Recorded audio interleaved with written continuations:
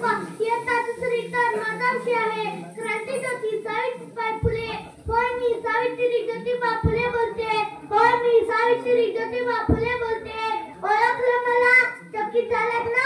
आश्चर्य वाटण्यासारखं आहे कारण माझ्याकडे तुमच्यासारखा मोबाईलही नाही असता तर मी तिथूनच व्हिडिओ कॉल केला असता. म्हणून थेट मीच आले आहे प्रत्यक्ष तुमच्याशी बोलायला. खूप दिवसापासून माझ्या मनातलं मगत मी सावित्री ज्योतिबा फुले. माझा जन्म 3 जानेवारी 1838 रोजी सातारा जिल्ह्यातील नायक गाव येथे झाला. माझ्या आईचे नाव लक्ष्मीबाई व वडिलांचे नाव खंडोजी निवसाहेब पाटील होते.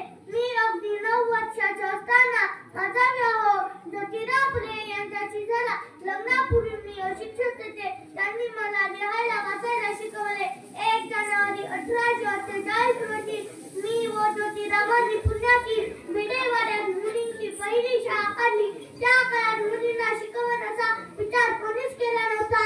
तर मुलींना शाळेत पाठवायचं धाडस कोणीच केले नाही. मी व ज्योतिरावांनी मुलींना शिकवण्याचा विचार सुचवला होता. प्रत्येकाच्या घरी जाऊन सांगू लागलो पण लोक आम्हाला शिवाय शापच देऊ लागले. काही मुली जमल्या आम्ही त्यांना शिकवायला सुरुवात केली पण लोकांनी आम्हाला महापापी ठरवलं होतं. घरातून बाहेर पडताच अंगावर शेण चिखल दगड पडत. म्हणून मी शाळेत गेल्यावर दुसरी साडी नेसून मुलींना शिकवायला लागायचे. मी भारतातील पहिली महिला शिक्षिका व मुख्याध्यापिका होते. मी व ज्योतिबांनी मिळून बालविवाह सती प्रथा केशवपण इत्यादी वाईट गोष्टींना घातला. माझ्या मनातील भावना मीच बोलते. माझ्या मनातील भावना मीच बोलते.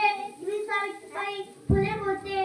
मी सावित्रीबाई फुले बोलते. गेल्या दगडी टाळ मिळून तुम्हाला गेल्या दगडी टाळ मिळून तुम्हाला हटले नाही ध्येयापासून जर फेकले अंगावर. हटले नाही ध्येयापासून जर फेकले अंगावर. आजही ते दुःख मी मनात विषापरी गीते. आजही ते दुःख मी मनात विषापरी गीते. मी सावित्रीबाई फुले बोलते. मी सावित्रीबाई फुले बोलते. उद्देश एकच होता तुम्हाला मिळवणार. उद्देश एकच होता तुम्हाला मिळवणार. सर्व महिला वर्गाचा वास होणार.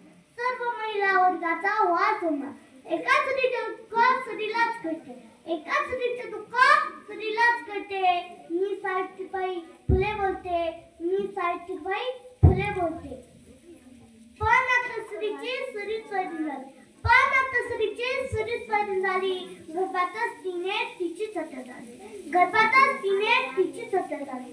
पाहूनच कृती डोळ्यात पाणी. पाहूनच कृती डोळ्यात पाणी येते.